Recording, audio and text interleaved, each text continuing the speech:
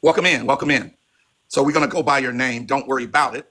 Everybody kind of knows who I am. I'm Don P. And I thought this would be a good conversation to have based upon your video. I'm not going to show it here. I'm going to play the audio. That way they won't restrict the live because they'll think it's copyright. But I'm going to play the audio for everybody so that they have it in their minds what we're going to be talking about, and then we'll go from there. Hold on one second. Let me get to it. Y'all wanna know why we like y'all's black men? Because they not y'all's black men. They're not. You don't own shit. And it kind of started, way back in the day. Since we gotta go way back there. You know how we were separated and there was some still sneaky stuff going on, right? But as things evolved, got better. We started to mingle together, and that made a lot of us white and black folk happy. It did. And then we got to mingle together even more. And I think that the black man and the white woman just liked each other. I just fucking. Now, you went viral for that.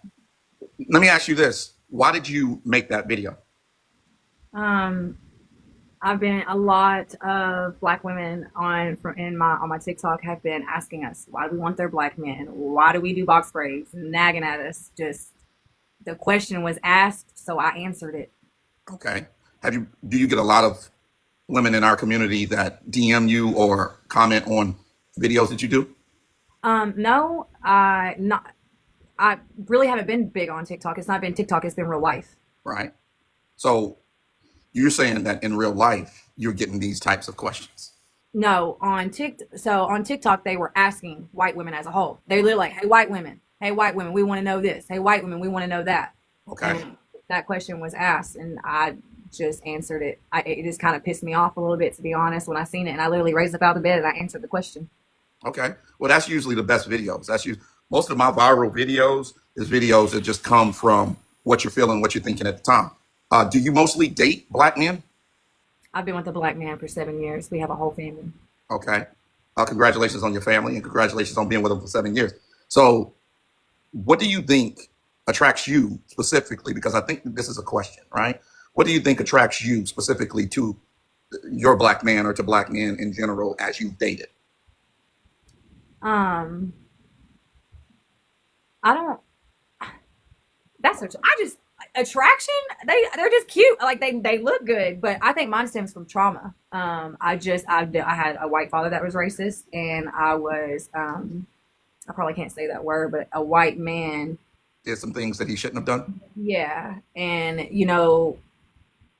it wasn't really black men that attracted me first. It was a black woman that took me in. I actually was talking about that on my TikTok as well.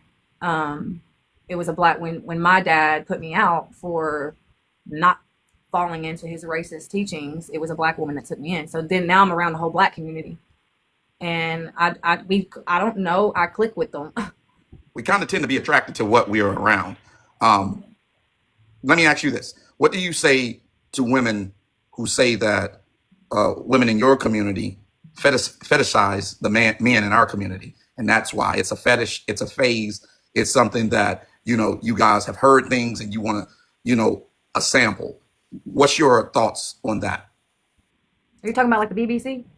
No, I'm just saying whether it's that or just the way that we treat women, our swag, just being with a black man, they saying that, oh, it's just a fetish. They don't really like black men. It's just a fetish. And Okay, when they're so done with them, they'll go and marry a traditional white man. none of that makes sense to me. I'm a little nervous. I'm just a little anxious, so I'm trying to find my right wording. But me, I don't want to sound racist at all. But me, I was who I was. They actually, to be honest, they came to me. I was like, it has always been that black men were black women's, and so I kind of when I was younger, 15, and black men was attracted to me, I would kind of like, don't want to do that. Like, yeah, they were cute. This fetish, I don't know. From what I'm told from black men, is black women are very belittling to them. They're very obnoxious. And as growing up, I don't want to label all black women as that because that's not a true statement for all black women. But in the era of 15, 16, 17, when I grew up, black women tend to be obnoxious and white women are calmer. I just happen to be a white woman that was raised around black people. I had a little bit of both. Like I honestly don't have like a clear, direct answer. Like, So it's not a fetish for you because you've been with your black man for 7 years and you guys have how many kids together? 6. 6 kids together? I have 2 kids by a white man that ended in divorce, since they want to talk about the divorce rate with white and black men. But I have 2 white kids with my ex-husband, who was white, and then I have 6 kids with the man I'm with now. So you have a total of 6 kids or a total of 8 kids? 8. Okay. Let me ask you this question because I think it's important. What is he like as a black man, as a father? Oh, he's amazing. The best father I've ever seen. I mean, he's hands-on with his kids. A lot of black women were coming in my comments talking about, oh, he's gonna leave you, oh, he's gonna use you, that's why you're gonna get beat. This man treats me like a princess. He is a great. I mean, he's sitting right here. He's amazing. He's a great man. In your mind, and I think what you just said is important. You said this man treats me like a princess, and I really want to ask you about that because princess treatment has been used a lot on social media. It's been used a lot. Um, in your mind, what does he do specifically that shows you princess treatment, or for you to say he treats me like a princess? Okay, so how we met, he was from New York and I was from Tennessee, and we started talking, and he listened to my story. I actually had a rule when he moved down to be with me. He didn't pay my bills and I didn't pay his. We would live together. We didn't join bank accounts. Like, I needed to know who he was, what he was about. And I also wanted him to see that I was not that kind of woman. Like, I did not need him like that. Princess treatment for You didn't me, need him to support me. provide for you. Mhm. We definitely have to be a team, but princess treatment, he caters to my needs. If he sees me, hey, if he sees me, having a bad day, he notices and he wants to fix it. If I'm tired, the white man I was with did not make bottles, did not get up in the morning. This black man was at the hospital, is into our baby as much as I was. Woke up, made bottles, let me sleep. Like, we work as a team. Like, we literally I don't know, we have each other's backs, and that's my princess treatment. He listens to me, and he So, hears me out. so it's not about him buying you things, buying you bags, shoes, clothes, cars. It's not about financial. It's more about time, helping out with the kids, helping out around the house, being observant to see that you're having a bad day and trying to do what he can to fix it. Is that what you mean? Yes. Okay. There's a lot of women that says that you're in a roommate situation if you're paying bills with a man inside of the house. I'm assuming because you guys have multiple kids now that you pay bills, he pay bills, you guys work together as a team. You pay bills, he pay bills, you guys work together as a team, as you said. Is that the case that you guys both work and kind of do it, or is it more that he's working and you're staying home with the kids? No. So the rules were in the beginning that we didn't join bank accounts. We didn't pay each other's bills. We pay bills together. We're family. We pay Okay. bills. He works, I work. Like, we do this thing together, 100%. See, I have to ask you about this because I've made a lot of videos about this and I hear this a lot from many women. They say a man has to be able to provide 100%.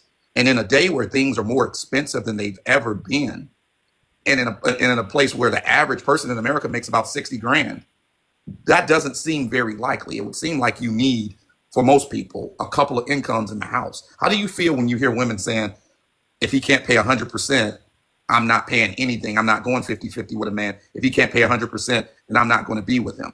When you hear that, because I'm sure you've seen the 50-50 conversation, when you hear the 50-50 conversation, you hear that information, how does that make you feel being in the situation that you're in and hearing it from other women? That the man should do 100% of it financially? Yes. That's crazy. Why do you say that? Huh? Why do you say that that's crazy? I'm curious.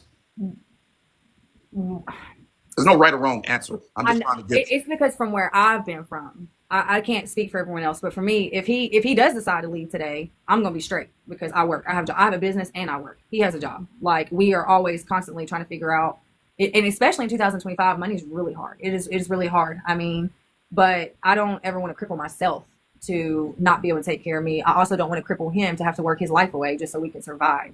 Right. I think if a woman expects a man to do it 100%, she ain't, to be honest. Right. Okay. So you would say then, having him providing and you providing and you guys working together is easier than doing it on your own? More so in the aspect when I was doing it on my own before I got with him, I was running back and forth to work, to school, trying to get kids from school. I was working daycares and stuff like that. I did a lot of running. I didn't sleep much. We still don't really sleep. I don't know if I honestly don't know if Y'all got the Brady Bunch. Of course, y'all ain't gonna sleep much. I don't know if it's, I mean, I I'm a very strong, determined woman, and I just know I'm gonna make it regardless. I really don't know how. It's hard.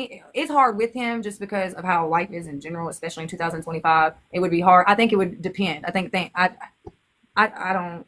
If you walked out of your life today, do you think things would be easier or harder? I think they'd be easier in ways and harder in ways. Harder in what ways? Well, I have 8 kids, and they've got to get to different schools, and I don't know because we would probably co-parent pretty well. And how would they be easier? I don't know. I haven't done it. I haven't done it with 8 kids by myself. I don't. I honestly can't tell you if it would be easy or not. I just know I'm gonna make it. Right. So I don't. So let me ask you this question: How do you feel? How do you feel? There's another word that's out there: submission, submissive. To be submissive to your man. How do you feel about the terminology of being submissive to your man and kind of letting him lead in that household?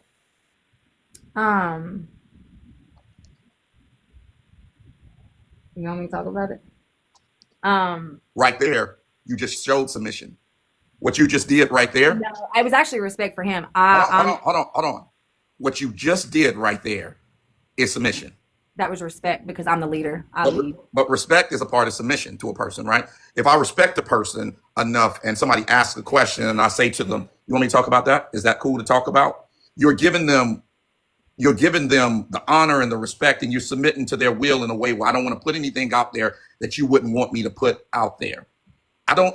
Here's what I would say about submission is submission doesn't mean that you're under the thumb of anybody. It doesn't mean that. Submission means you honor a person, you think about a person, their feelings and their thoughts, their needs, their wants, their aspiration, their vision. It matters. It actually matters. Yeah. But you said that you were the leader, which is very unique for a family that's so huge. What do you mean by that you're the leader? I don't like it. I don't. You don't like being a leader? No, I don't want to make. I don't want like I'm a get it done type of person. And so when we hit on hard times, I will go find another hustle and I'll make the money. If that's not working, I'm going to do this and I'm going to make the money. He works a consistent job, and I'm not even going to get into all of our business because people don't need to know everything. But I'm the one that, well, how can he speak, or is this just for me? He can speak if you like. That's fine. Do you want to, you don't, your hair looking crazy. You might not want to hop up in. Oh, I like your Rolling Stones t-shirt. That joint's dope. Oh, thanks. I like that. You don't know how to answer it? You gotta get on camera, bro. If you're gonna do it, you gotta get on camera. You don't want to talk? Are you shy? His hair is crazy. Okay, it's doing them up. But I want to understand this. Okay, so let's say, for instance, you guys want to plan a summer vacation for the kids. Who plans the vacation? Who gets the organization? Who decides? Makes the final decision on where you guys are gonna go, where you're gonna stay, whether you're gonna fly or drive. How is that? How are those decisions made? I will talk about that together. Okay, all right. And then what about if there's a decision that has to be made about a move? Like, okay, we need to move. We need a bigger place. If there's a decision that has to be made about a move, how do you guys determine that and decide that? Together. Okay. And then what about the discipline? Hey, how you doing, brother?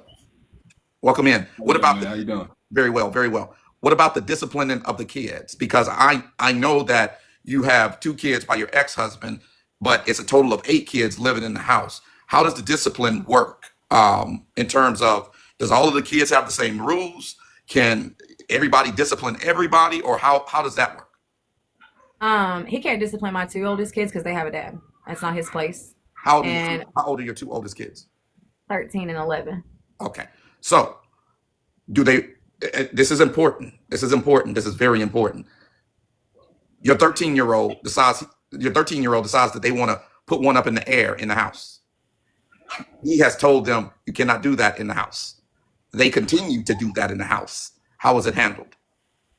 Then I won't. If he corrects them and they don't listen, then I get into them because they need to respect him. Okay. So they go back and forth. They go back. Yeah, your oldest, your 13-year-old and your 11-year-old. They kind of go back and forth. You guys have like a shared custody arrangement with your ex? Okay. So are you and your ex on the same page? Well, Classy Travel, if you want to say something, the super chat goes to the Cash App. But you probably won't pay it because you cheap as hell. Uh, you're a superior superior cheat person. Um, you guys are going back and forth, right? The kids are going back and forth, back and forth, back and forth. Is the rules at your house the same as the rules at their dad's house? Pretty much. I'm starting to read the comments now. Don't Am I read the not comments. Focus on me. Don't read the comments. Oh, okay.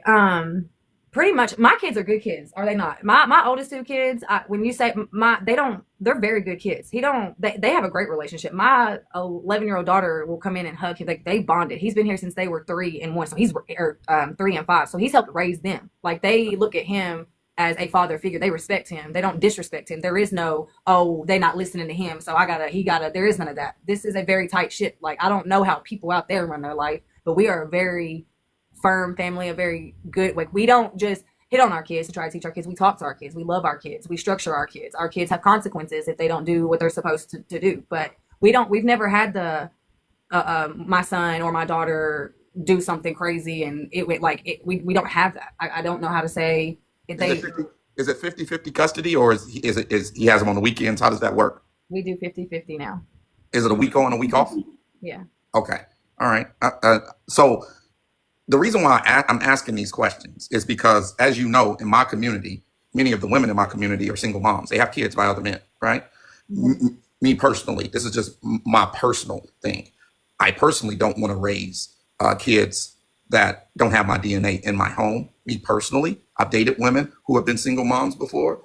I've tried it. It didn't work out with me because of the discipline, the way that I discipline. I grew up in a very strict house with my mother, my father, and my grandmother. I had 3 parents in the home. I couldn't get away with anything. Everything that I did was highly regimented and highly structured out, right? There was no sitting around. You were always had something that you had to do or somewhere that you had to be.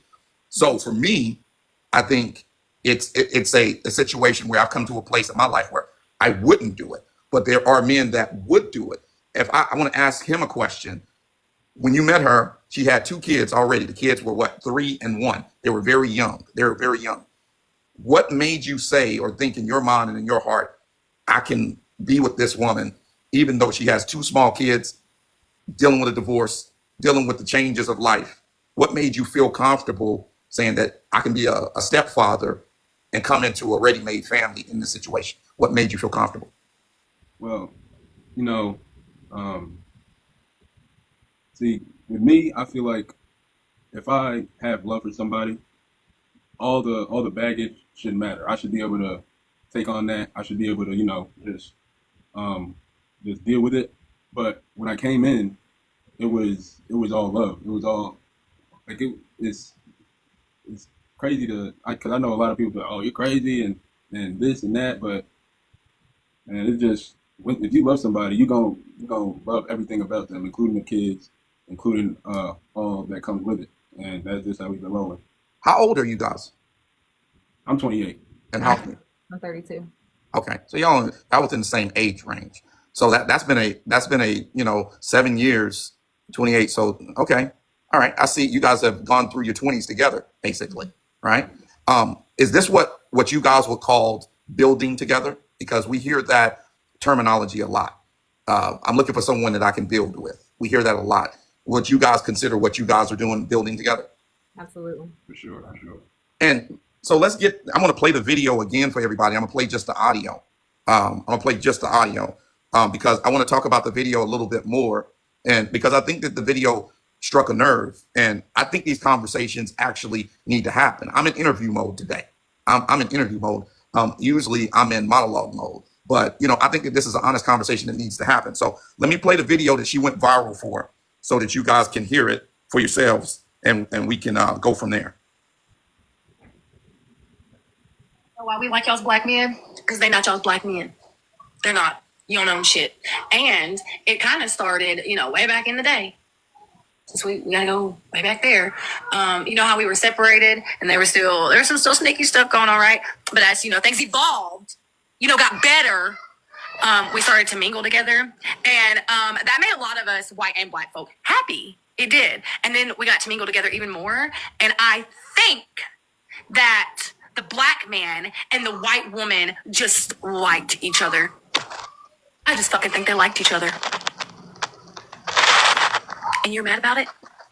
That's crazy. Y'all want to know why we like y'all's black men? Because they not y'all's black men. They're not. You don't own shit. And it. Now that your first line is why you went viral. You caught everybody's attention. I had your video sent to me 12 times by 12 different people. Let me ask you this. Let me ask you this. How do you think that black men are treated overall by women in society? Not particular one race, all races. When you look at all races, we're not getting into one specific race, but when you look at black men, do you think how are they treated? How are they viewed in your opinion? Are they wanted? Are they desired? Are people afraid to date them because of what their family might think? How do you see that? That's hard not to make it a race thing if you're gonna say, are they wanted, or Okay, well then let's make it a race thing. Go ahead. I see black women. I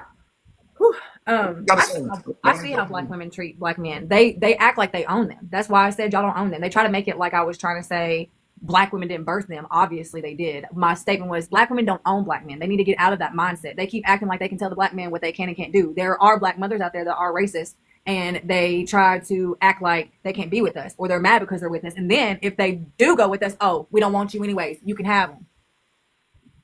Sounds like a lot of possession to me. Sounds like a lot of fuckery to me. Well, I'm gonna tell you, black women have a gripe with white women from the standpoint of black women feel like white women are. Let me say this right. Black women feel like white women are basically taking all of the good black men, the stable, quality, good black men. They feel like they're targeting them and they're taking them. What's your thoughts on that? I don't think we're taking anything. I think they're coming, and there might be a reason why they're coming. I don't know. Maybe go soul search. Okay. The other thing that I've heard, and I've heard Dr. Umar say this, I'm sure you've heard or come across Dr. Umar Johnson, right?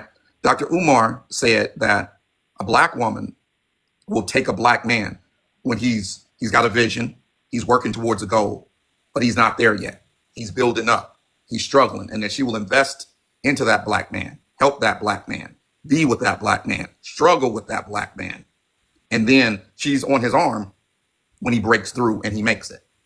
But our sisters, the women in my community, they want to go to the finish line and wait till that black man goes through all the trials and tribulations, and they're not ready to date that man until he's at the finish line. Now, this was said by someone in Dr. Umar Johnson, who is anti-interracial couples, very anti-interracial couples. So the question that I have, when you hear Dr. Umar say that the difference is that many times white women will meet a black man when he is trying to become who he's eventually going to be, and will struggle and build with him and will work hard to help him, right?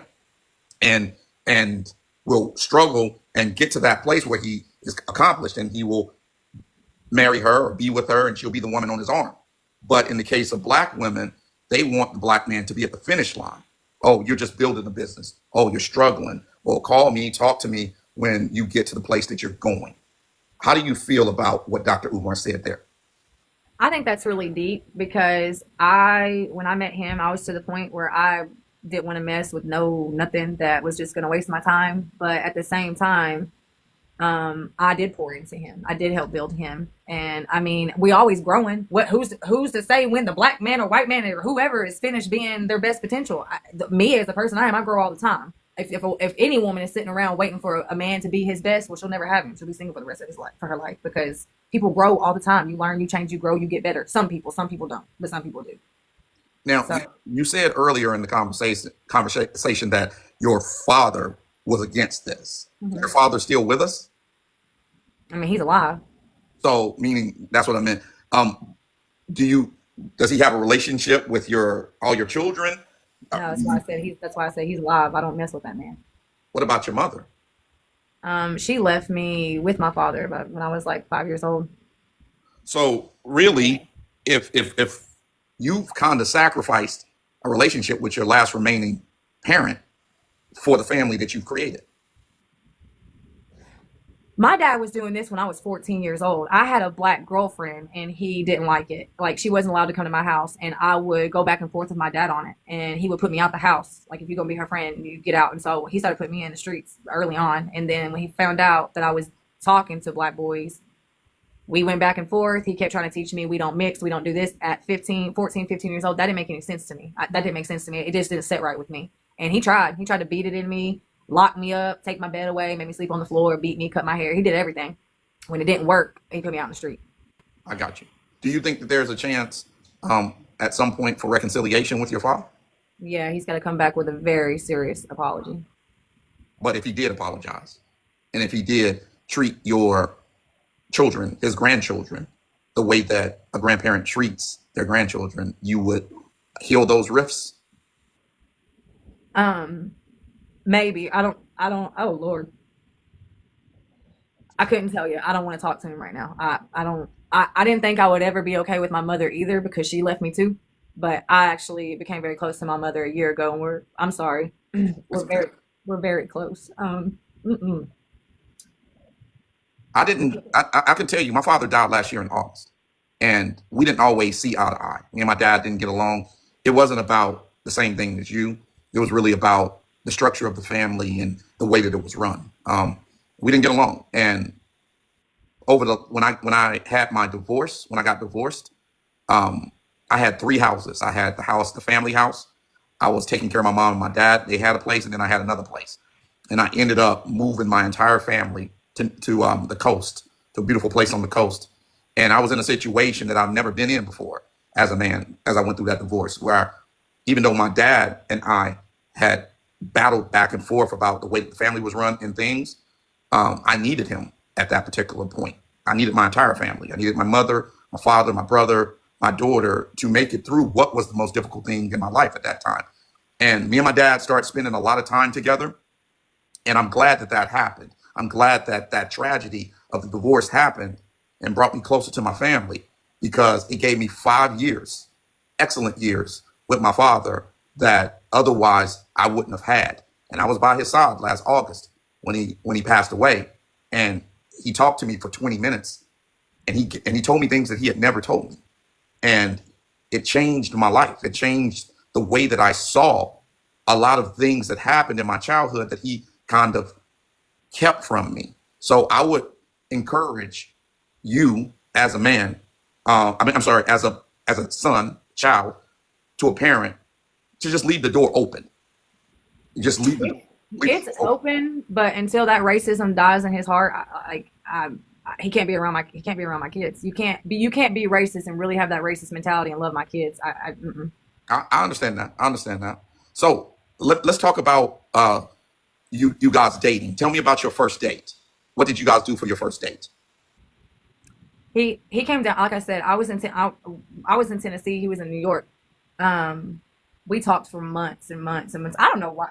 He came for me heavy. I'm telling you, I was like, boy, I got kids. I got a lot going on. Do not come for me. We hung out. We talked. We had really good conversation where we could sit for hours and just talk and laugh. That's what we did. I mean, hey guys, in the comments, we have a super chat. The Cash App is in the bio. If you want to ask a specific question or for me to read out a comment, you got to hit the Cash App. I'm asking the questions that I prepared, but if you want me to ask questions that's not on the my prep sheet, then hit the Cash App, super chat. I'm not just going to do this because I'm trying to put together an interview that will help people. All right. Now, so you guys talked for months. You talked for months and months and months and months, right? And did he finally fly down to you, or did you fly to New York? Yes, sir. I flew to Tennessee. Okay, you flew to Tennessee. That had to be a big change for you coming from New York. For sure. It was. And so what did you guys do on what you guys would consider your first date? I think we went to a restaurant. Wasn't it Dave and Buster's? Was that the? No, it was Logan's. Oh yeah, we went out. Food wasn't good. Yeah, that was trash. Y'all went to where did y'all go? Logan's. Logan's is kind of like a steakhouse. Yeah. Okay. How do you guys remember about how much that date cost you guys? I don't really. I probably just say somewhere above the 50 range. $50 range. Okay. And then what did you guys do for your second date? second day. Was that Dave and Buster's? Yeah, Dave and Buster's. We went to Dave and Buster's, but it was just so packed. We didn't really like the. We started drinking. Yeah. Right. So a lot of people say, that a first date should be. I've heard people say a first date should be very expensive, very fancy. I don't believe in that anymore. I believe that the average price for a first date should be about $40. You don't know the person. You don't know the person. So you don't know what their last name is. You don't know anything about them. So going out to a big, expensive, fancy dinner, in my opinion, doesn't really make a lot of sense on a first date. Let me ask you this: was there ever a time, as you guys dated each other, that you didn't think that it was going to work out long term? And tell me why, if you guys did. What would your answer be? My answer would be yes. In the beginning, it was His family trying to tear us apart. yeah. I was being young. I was being I was always No, going back. he was young. He was 21 and I was 25. And that was hard. The move to Tennessee was hard. And I just kept telling him, like, he would get upset and just want to run to his comfort. But his comfort wasn't 30 minutes down the road, it was 15 hours away. And I'm like, you need to take 3 days. You need to take 3 days and think about this, keep yourself calm. And he thought at 21 that he was a grown man. Like he had it, he was grown and he had it figured out, and he didn't. And then I was a little older. I had been married already, and I had kids, and I had lived, I had worked, I had already had a home. And I'm like, this was just getting mad and running off. It's not going to work. But then his family did. The first thing his family said to me was, "Well, we would have preferred he'd have been with his own kind." And I was like, "Oh, I know how this is supposed to be." His family said that they would have preferred him to be with someone who's black. Mm-hmm. What's the relationship like now with his family? You guys have obviously 6 kids with him. He can do what he wants with his family. I do not mess with them people. They were smiling in my face, lying, twisting, just I'm talking snakes. And I don't mess with that. I'm trying not to cuss on here, but his mom came down a few months ago, and I was like, she ain't coming here. Okay, she can come here. I want to be reasonable. Never mind. No, she can't. I don't want that energy in my house. You know what? Never mind. She can come. And I had all intentions on, because I'm not going to keep him away from his family. Like, that's his family. That's their business. But they're not going to come do no shit with me. Oops, sorry. But I ended up telling them that they could come over. And I tell you what, God just shut me down. When they came up on the steps, I didn't speak to them. I didn't speak to them. How long did they stay? Just for a while. Let me ask him, how was that for you? Like, knowing that you have your family there and you got this family that you're responsible for, they're there, and they're not necessarily getting along, not necessarily bonding like that. Your woman, your mom's there, everybody's there. What was that like for you? How did you deal with that? I really just showed love to my mom, my sister that came, my brother that came. I was showing love to them, and also showing love to her. I tried to kind of just be neutral. But at the same time, I knew what my family had done, and I knew how she felt about it, and she was right in feeling the way she did.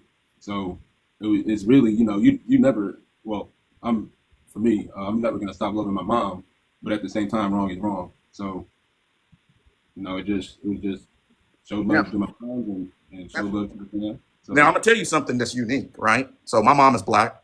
She's 66 years old, right? She was with my father for 46 years, okay?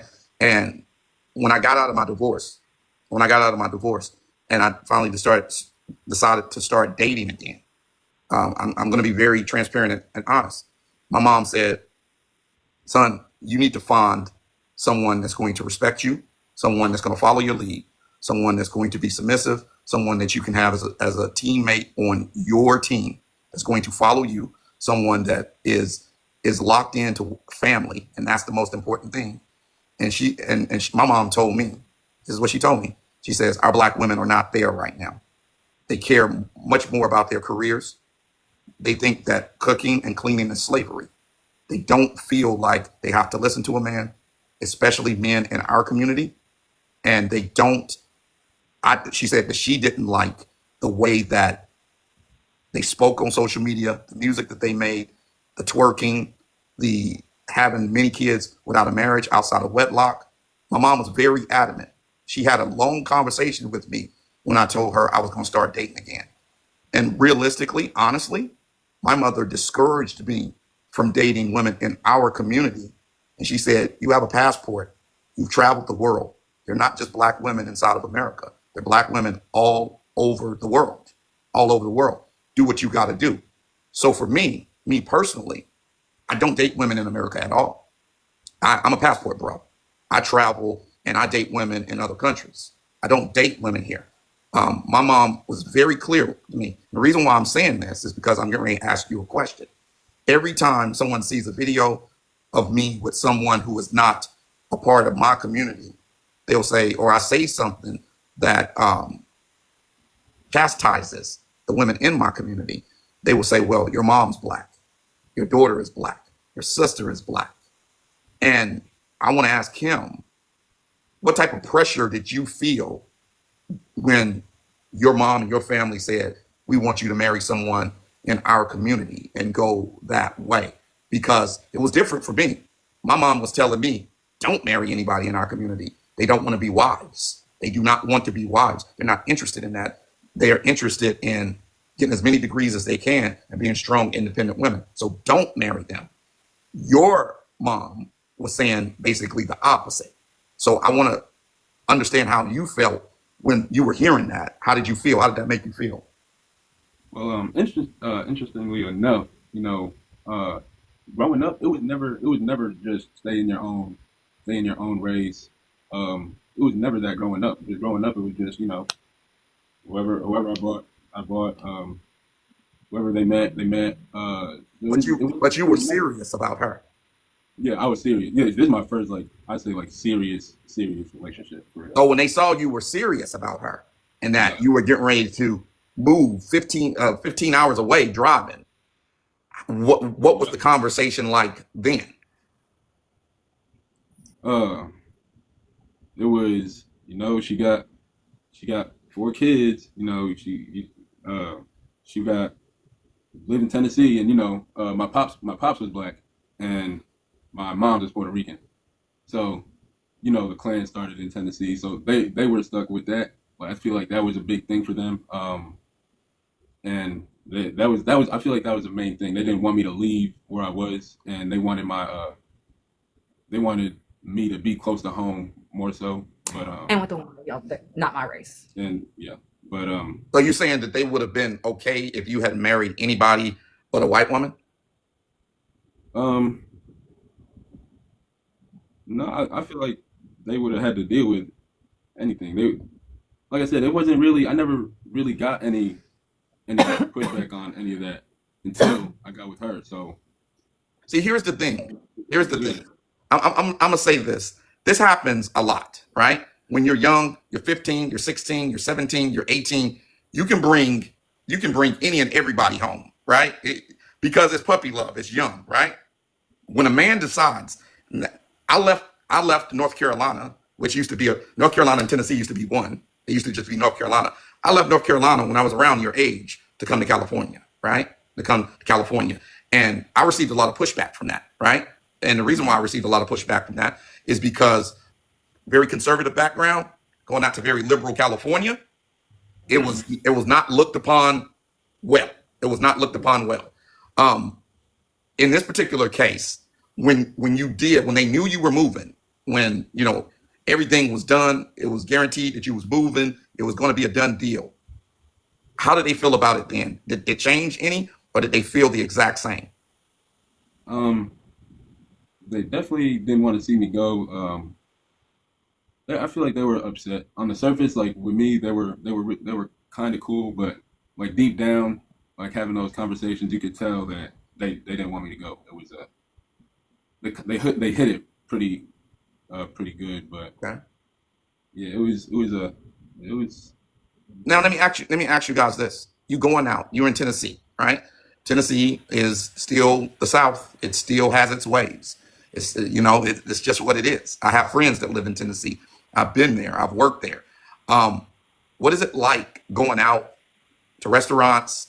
You're going out to bars, going out to events, going places because you have this biracial family. You have this mixed family.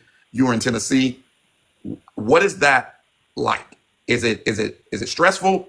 Is it pressure? Has things gotten better? Is it changing? Do you feel like the corner is turning? How does that? What's that like?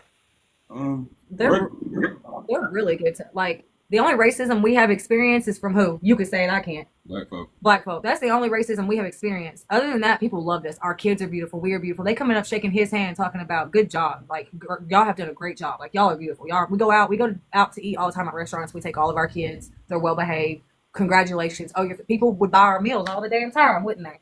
It was the only racism we have ever experienced is from black women. Let's talk about that. I wish we could. I, I wish no, we we could. can. That's why we having this conversation. Why? Let me ask him, and then I'm gonna ask you. Why do you believe that the most racism that you guys are experiencing are from women in our community, in your opinion? Honestly, I really think it's because it's a black and white thing. I don't. We got. Anytime we go out, we get those looks. You know oh, he with a white girl, man. Or he should Why be she with a black queen? Yeah, he should be with a queen, and it's like that's really where I got it. That's really where I got it most. I ain't get it from the white people around. Except the police officer. Yeah, there was a cop that asked me to get out the car, all type of extra stuff. Don't want to get into that, but yeah. But other than that, I've never really experienced racism from that side. So it's been the women. She's really been getting. You're saying it's been the women in our community that has shown the racism? More so, yes. Let me ask you. Don't worry about it. How does that affect you? How does that make you feel?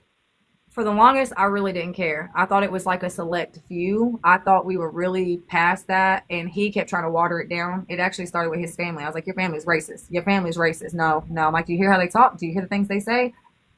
And it started getting more, black women at some point started getting more comfortable with being disrespectful. And that's why I spoke, and I'm going to continue to speak, because no, we're not doing that. And at first, for the longest, I didn't really care. I like, whatever, hater, like, you just don't want me with your black man, you know, because I guess they own black men. And I didn't care for the longest until it had just kept happening. And you would go and these black girls would walk by you in the store and talk about, I would just keep it pushing. And now they're trying to weak white women are weak. I don't fucking think so. For any of them in here, I don't. Let me ask you this. Was there ever a time where you said, this is going to be too hard on him, too hard on me, too hard on the kids? Let me just end this right now. No. Not when it, like, due to race? Yeah, due to what you just said, the looks, all of the things that you had to deal with. No. Never. I almost left him over his family, but other than that, no. Okay. So let me ask this, because I want to stay here, because for the people that just got here, the reason why we're having this interview is because Don't Worry About It has a viral video, and I'm going to play it again so that people who just got into the room can hear it. And this is why we're having this conversation. My fault. All right. Y'all want to know why we like? Y'all want to know why we like y'all's black men? Because they not y'all's black men. They're not. You don't own shit. And it kind of started, way back in the day. Since we got to go way back there. You know how we were separated and there was some still sneaky stuff going on, right? But as, things evolved, got better. We started to mingle together. And that made a lot of us, white and black folk, happy. It did. And then we got to mingle together even more. And I think that the black man and the white woman just liked each other. I just fucking think they liked each other. And you're mad about it? Now, there's a phrase that black men have, and we got to deal with it because we're dealing with everything here. And you guys have done a good job, and I appreciate you guys being on this interview, but we got to deal with this phrase. And the phrase is, if it ain't snowing, I ain't going. How does that, when you hear that phrase, if it ain't snowing, I ain't going, how does that make you feel when you hear that phrase, honestly? Honestly, I had never heard of it until I started seeing it in my comments. And if you go read my comments, I also don't think that I don't like racism at all. I don't think that black men should put a hate on black women. It's not all black women, just like it was never all white people. And that is my point. There's no point in hating us. For me, for what? I didn't do shit. Well, I don't. If a it ain't lot, snowing, I'm going. a lot of Hmm? a lot of black women would say that you took an eligible black man. How tall is your man?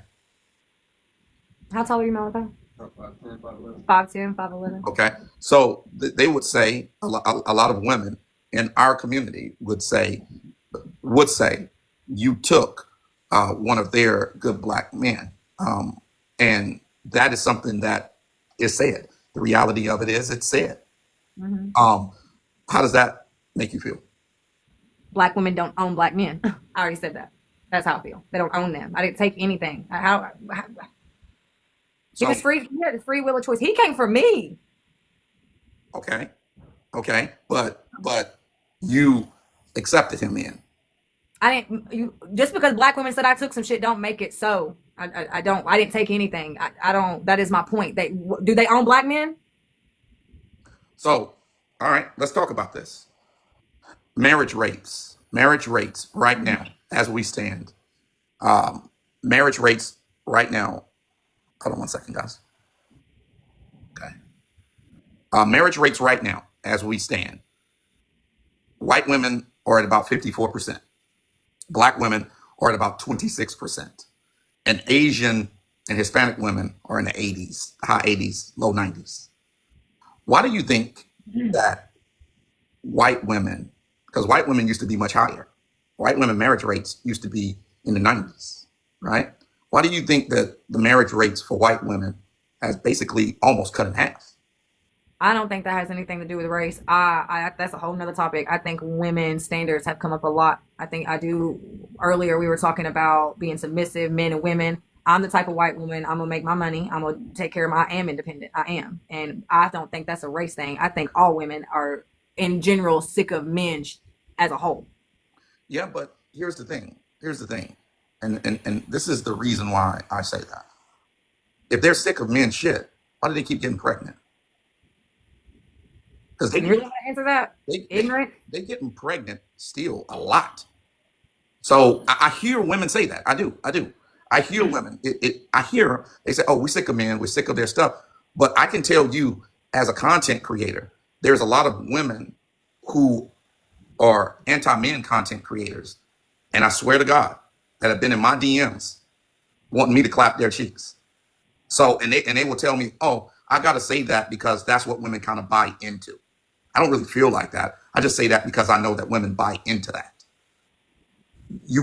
I hear what you're saying, and I hear what women are saying. I hear it, but they still getting pregnant at a high level.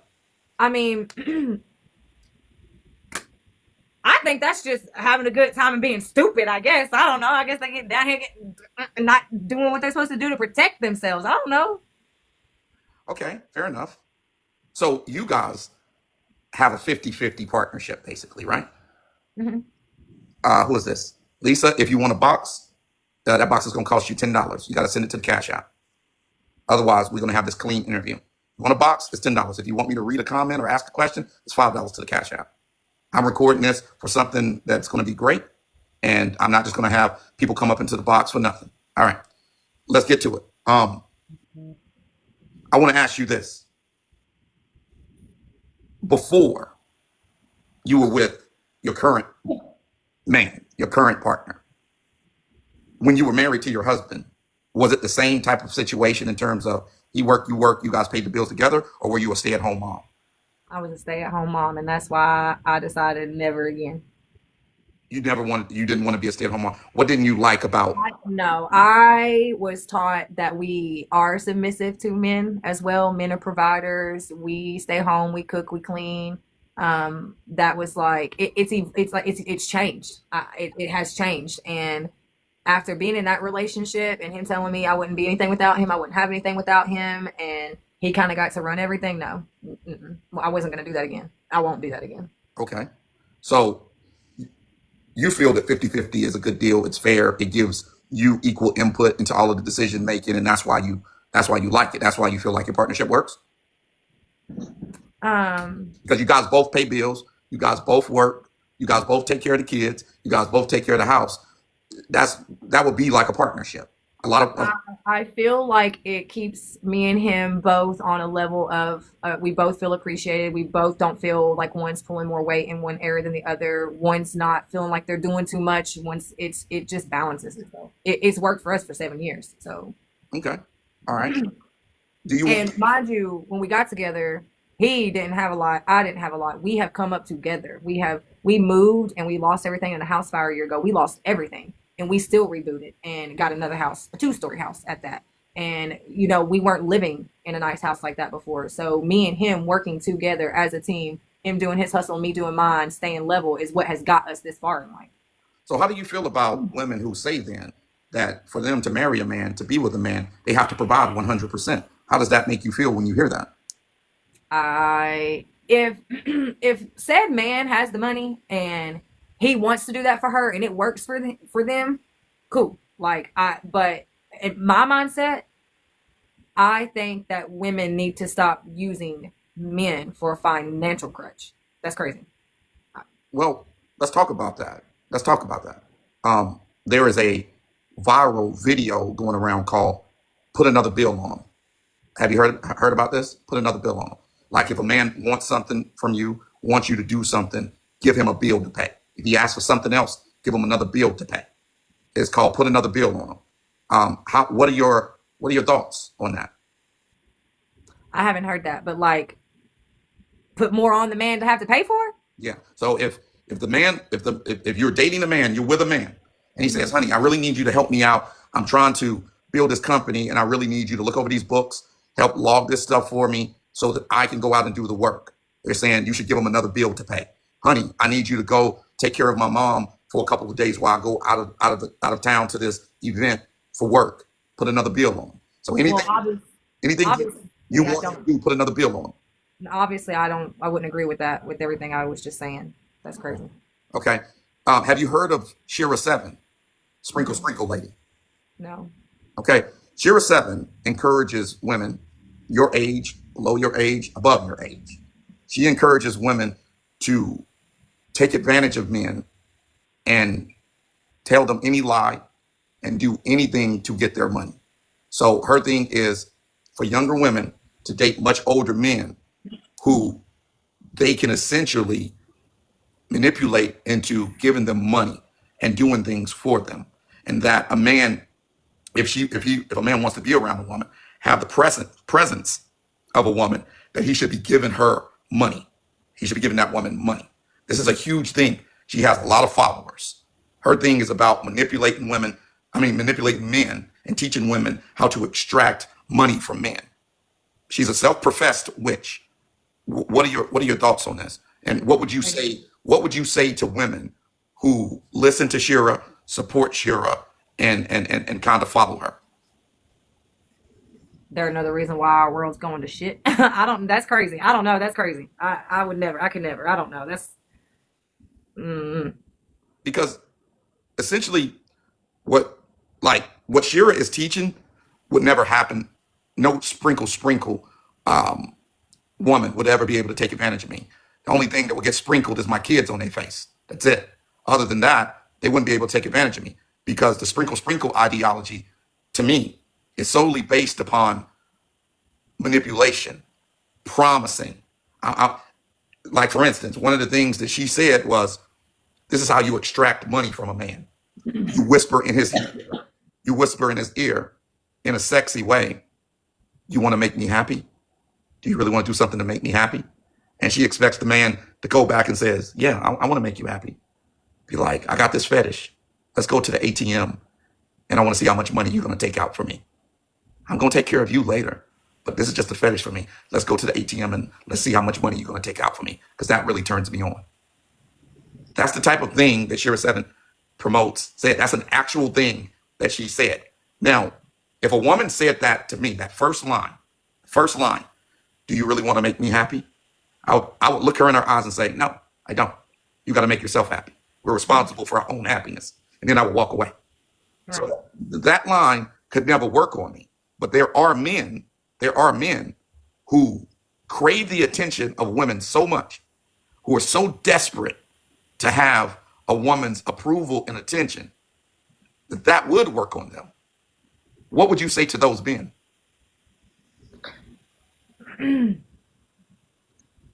I don't even know. That's not even something I would care about. Honestly, that's not. I don't care. Like I see it. I mean, I have. It's usually older men How too many that sons don't. do you have? 3. So you're gonna have 3 sons that's gonna be in the dating market in 15 years.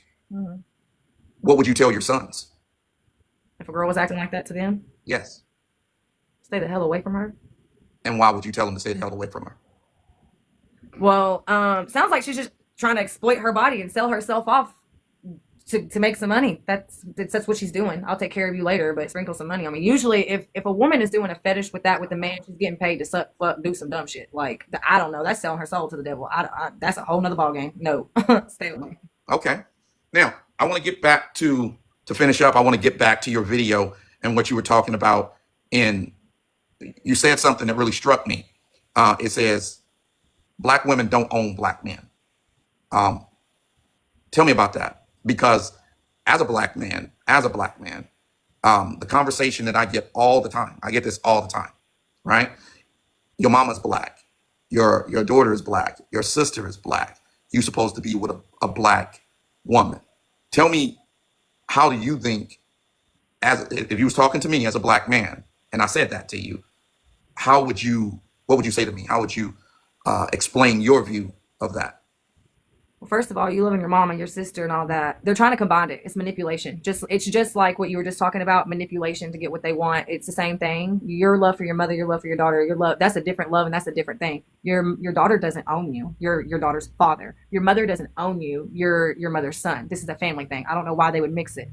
I don't agree with it. Why do we have to date our own kind? Why are there rules? Why and it doesn't, I don't have this huge answer other than we are free to love whoever the hell we want to love. We're free to, I mean, I'm the type of person, I'm going to say this on here. I'm the type of person, I wouldn't, and this is going to probably piss a lot of people off too. I wouldn't be gay, but I don't judge people who are gay. Do what you do. Be happy, love, whatever. I don't do that hate nonsense. Somebody said, white women in the comments, white women don't understand the black man. How would you respond to that? Obviously, they don't understand the black man if they're trying to control him, keep him, and then throw him out if they don't listen to their rules. I understand. They want to make it so deep. They want to go way back. They want to go far way back. Like we went through an era, it's called growing. It's called evolving. It's called, how you grow, you change, as a process. Mm-hmm. And we went through an era where I don't know that pain. I don't have, Malachi's grandmother is a black woman. She talks about the things that she lived during and she was happy that it's not like that no more. It's not like that. So why do we have to keep still making it be like that? Isn't that what everybody fought so hard to get away from? And another thing, my video got deleted because I don't know what I was being hate speech, but black people could have never got where they are if there wasn't some white people that helped them. There's bad black people, there's bad white people. Why is it a whole group type of thing? Like, why would you tell someone? Why is it such a big deal? I don't understand it. It doesn't make sense when my daddy said it. It doesn't make sense when the black women say it. It just doesn't make sense. And why are they so worried about it? What is it doing to them? How is it affecting them? Okay. Like, honestly, my biggest question is, if we all become one race, is that going to be a problem? And if so, why? We would absolutely have no reason to hate, except for now, mixed girls, they're not black enough, they're not white enough, you're not really black, you're mixed. Like, why? Why keep this nonsense going on? And then black women want to sit here and cause an uproar, be racist, tell us what we can and can't do, who we can and can't have. And now that a white woman has finally spoke up, lose their damn minds.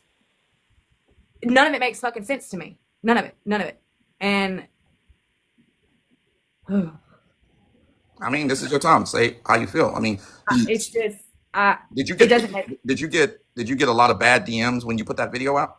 No, not one black woman came in my messages, but a ton of black men thanked me. They didn't come to me like, ooh, let me tap that ass. They came to me, thank you. It was women like you that got us where we are. Because why do you think that a lot of men came and thanked you? A lot of men said black women treat them terrible. They don't want us. They want all the white men. They throw white men in our face. They throw white women in our face. Black men literally in high numbers was thank you for speaking up, thank you for telling the truth, thank you for being strong. And a lot of black men said, I'm so glad that a white woman has finally had the strength to go against a black woman and tell her to sit down. I was like, I wasn't really saying all that. I was just trying to tell them they don't own these black men. Well, I can tell you this, as a black man, I've heard a lot on lives and on social media about black men being decentered, about Cynthia was an influencer by the name of Cynthia something on YouTube. She was demonetized because she was promoting for black women to terminate the pregnancies if they got pregnant by a black man and it was a boy. She was demonetized and removed. Somebody in the comments can tell me who it was. Her first name was Cynthia. I've heard that the 4B movement, which is something Cynthia G, that was her name, Cynthia G. I've heard the 4B movement, which basically takes black men and put them to the side. And I've also heard women in my community tell black men who make $60, $70, $80,000 a year that they're broke. I've heard them say that if they're not 6 feet or taller, don't even try. Right? There's a video that's going viral right now of a woman in LA where she's saying that the short men are on the prowl, y'all. The short men are on the prowl. She was like, if you're not 6 feet or above, don't come talk to us. So as a black man, I can say that I don't, like I said, from the beginning, I don't date in America at all. I don't.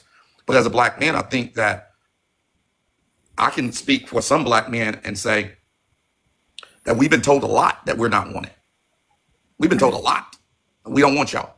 We don't want y'all. But when I put a Passport Bros group together and we're out in Colombia having an excellent time, and all those guys, the black men are smiling ear to ear, and they're at peace and they're having a wonderful time, all of a sudden, I get angry DMs, angry messages. All of a sudden, I get angry comments on the videos from the women in our community. Just all women of all races? No, it's mostly women in our community. When they've said before, hey, we don't want you. We don't need you. We're disentering you. We're doing the 4B movement. We're taking over. And as soon as it becomes a situation where those men say, okay, all right, you don't want me, I'm going to fly out to Thailand, or I'm going to fly out with Don P and his company to Colombia, or I'm going to fly out to the Dominican Republic, or fly out to the Philippines. Now, They're all mad. of a sudden, we're terrible people. We're awful human beings. Well, you said that you didn't want us. You said that we weren't worth your time. You said that the black man that made $60, $70, $80,000 a year was broke. You said that if we didn't pay 100% of the bills, we can't be respected inside of the house, and we're just a roommate. I personally, and you don't have to answer this question, this is just me, Don P, saying this. I personally don't think that if a man makes 60,000 and a woman makes 40,000, I personally don't think that them getting together and paying bills together and building a home together and building each other up and putting each other in a better place, I don't think that that's a roommate or a bad deal at all. I think That's how relationships work. I think that is working together and growing together. Now, I'm a more traditional man, right? My mom stayed home. My dad worked. So me and my brother, that's how we move. But I make enough money to pay everything and not worry about anything. However, there are expectations that I have if I'm going to pay everything. For instance, if I'm going to pay everything, I would expect that I wouldn't have to do house chores. If I'm going to work 14 to 16 hours a day, pay everything, I do not expect to wash a dish. I mean, if that's y'all's agreement, if you work and she stays home, yes, that's teamwork still. Right. Now, at the end of the day, I do expect that if someone breaks into our house, that I will have to give my life for her and my family if necessary. I do expect if something is broken in the house or broken outside of the house, that it will be my responsibility to get it fixed expeditiously, right? I do expect that I'm going to have to provide her and the children with a good home in a safe neighborhood, with an education for my children, that I'm going to have to be emotionally intelligent enough to see when she's having a hard day and do something to make that day easier, that I'm going to have to be spiritually intelligent enough to see that my children are going through a bad time. I didn't realize, I'm going to say this, I didn't realize until my father died how heavy the weight is of a man to spiritually administer and help the entire family. I just had my immediate daughter and my wife when I was married. I didn't realize he had to take care of his wife, all of the children. Everybody was coming to him with problems. Everybody was coming to him with questions, with issues. And he had to balance all of that, still pay all of the bills, still do everything that he needed to do. I didn't recognize that until my father died, and all of that fell on me. It all fell on me. So now I got to pay all the bills. I got to take care of my mom, take care of my daughter, listen to my brother's challenges, listen to my mom's challenges, deal with the ex-wife, deal with the business, deal with the cousins, deal with the people that he used to deal with from the family, because now they coming to me. So if they came to him for money, now they come to me for money.